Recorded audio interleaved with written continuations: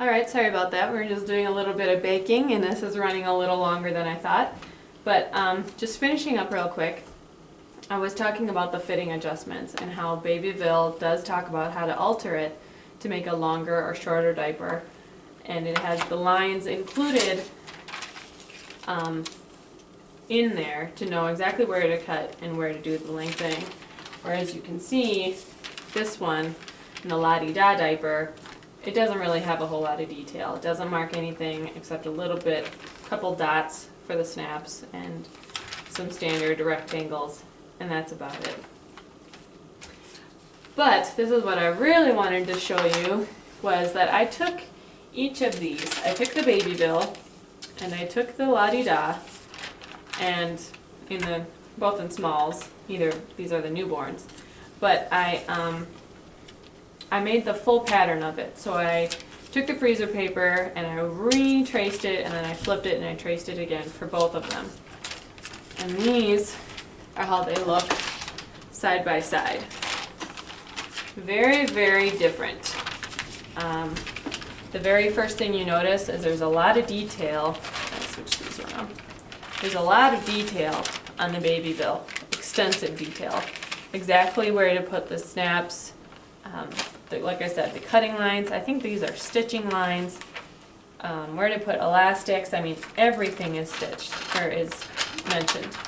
It even has an extra little rectangle down here to make an encasing for your elastic. Instead of having to just include it in the seam allowance, you make an extra full down casing, which I think is pretty nice. It still has the square off option or the rounded option. But overall, it's really in depth. And if you wanted to trace your pattern, I could see how this much detail would be annoying because it takes longer to trace. But I really like it, being a new seamstress and not knowing a whole lot about sewing, and especially about cloth diapers. I like that everything is labeled.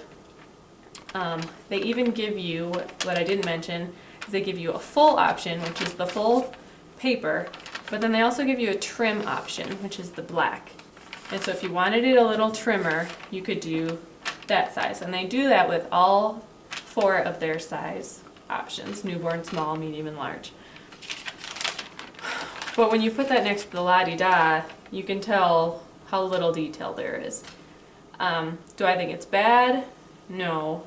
But for instance, I don't want to have to sit and think, okay, which one's the front? Which one's the back? Okay. Now, these dots are super small. How am I going to mark those on my fabric? You know, just stuff like that where I don't have to want to think about it, especially since I paid for it. If I paid for it, be thorough, you know.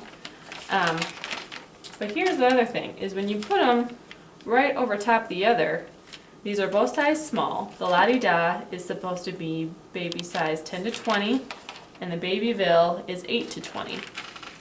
But there's a huge difference in the shape of these.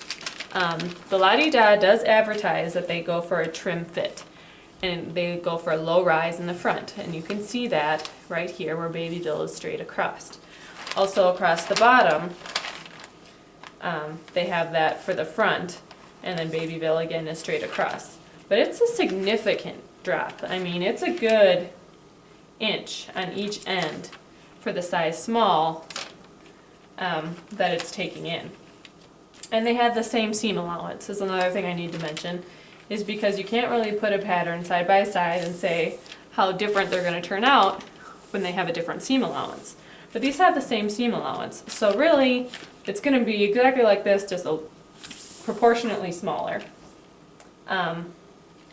You'll notice even in the wings, much smaller in the front and in the rear. And what I thought was pretty humorous was that the Babyville, with the full and the trim setting, compared to the La-Di-Da, is still much smaller than even the trim setting on the Babyville. So, I mean, it had good reviews, which is why I bought it. So maybe it works, and it cuts down on bulk, and it still absorbs everything.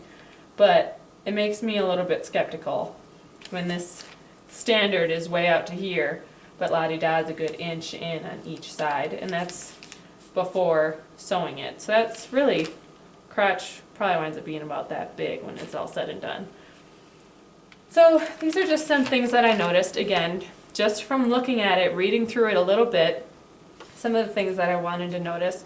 I will be doing another video once I start sewing these, because that's going to make all the difference.